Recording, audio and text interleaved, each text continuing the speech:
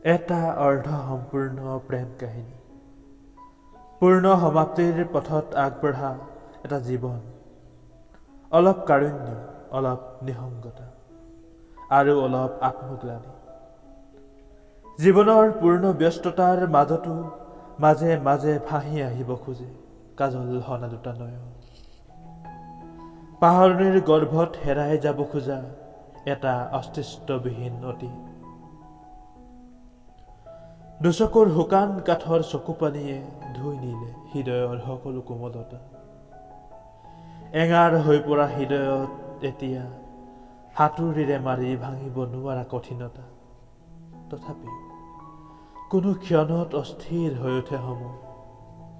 হৃদয়ৰ বহুদিনীয়া নীৰৱতাত ভাহি আহে ক্ষণিকৰ বাবে স্মৃতিৰ ধ্বংসস্তূপত বিলুপ্ত হৈ যাব খোজা এখন দুখৰ প্ৰতিচ্ছবি।